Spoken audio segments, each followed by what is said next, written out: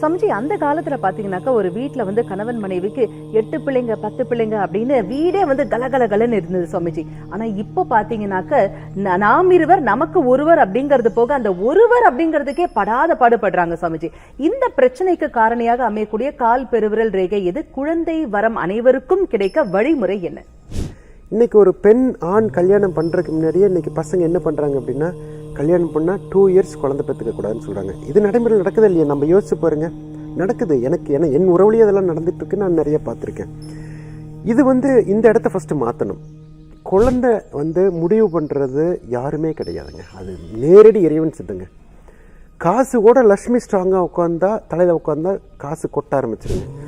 அந்த குழந்தை பாக்கியம் மட்டும் இறைவன் சித்தம். தயவு செய்து இப்படி யாராவது ஒரு முடிவு எடுக்கணும்னு நினச்சா கூட எடுத்திருந்தா கூட மாற்றிக்கிங்க. அந்த குழந்தை பாக்கிங்கிறது மிகப்பெரிய செல்வங்க.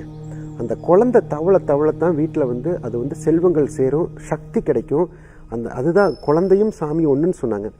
பெரியவங்களும் பார்த்திங்கன்னா குழந்தை ஆயிட்டாங்கன்னு சொல்லுவாங்க. அந்த இடத்த யாரும் தயவுசெய்து மாற்றாதீங்க. ஒரு குழந்தை 2 குழந்தைங்கிறது அவங்களுடைய பர்சனல் விஷயம். அது நம்ம வந்து நான் யாரும் தெரியப்படுத்தலாம். 2 குழந்தை இருக்கட்டும் 3 குழந்தை இருக்கட்டும் தெரியப்படுத்தலாம். அது ஒரு வழி.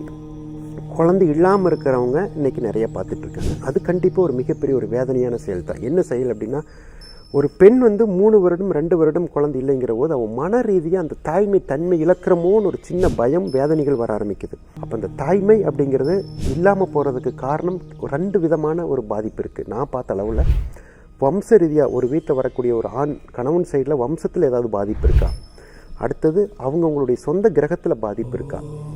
எப்பவுமே ஒரு விஷத்தன்மைகள், சர்ப்பதோஷம்னா உடம்புல விஷத்தன்மைகள்னு சொல்கிறோம். அந்த விஷத்தன்மைகள் வந்து உடம்புல இருந்துச்சு அப்படின்னா உடம்பை கெடுத்துருன்னு சொல்கிறோம். பாதிப்பு, உடல் வியாதி வரலாம். ஏதாவது ஒரு விதத்தில் உடம்பு பாதிச்சு இருக்கும். பட்டை பொண்ணுலேயே படுன்னு சொல்லலாம், அல்லது ஒரு புண்ணு ஆறாமல் போகலாம்.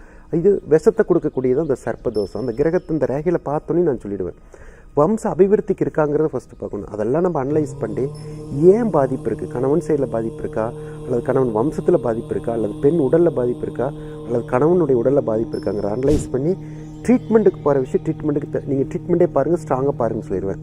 சில பேர் எல்லாம் பார்த்தீங்கன்னா வரும்போதே வந்து சாமி இது வரைக்கும் குழந்தைக்காக மட்டும் ட்ரீட்மெண்ட் மட்டும் ஒரு 10 லட்ச ரூபா செலவு பண்ணிட்டேன் சாமி அப்படின்னு சொல்லுவாங்க. அப்போ அவங்களுக்கு வந்து கிரக ரீதியாக பாதிப்பு தான். அப்போ எதனால் பாதிப்புங்கிறத எடுத்து அது தீர்வுங்கிறது என்ன பிரச்சனையும் கண்டுபிடிச்சதுக்கப்புறம் தீர்வு நான் பைரட்ட உத்தரவு கொடுத்துருவேன். அந்த உத்தரவு கொடுக்குறான் எத்தனை பேர்த்துக்கு பேர் வச்சுட்டு இன்றைக்கி குறைஞ்சது என்னுடைய இந்த 15-20 வருஷத்தில் ஒரு 400 to 500 குழந்தைக்கு நான் பேர் வச்சுருப்பேன். அந்த பாக்கியம் எல்லாமே போய் சேர அந்த பைரவக்கு தான்.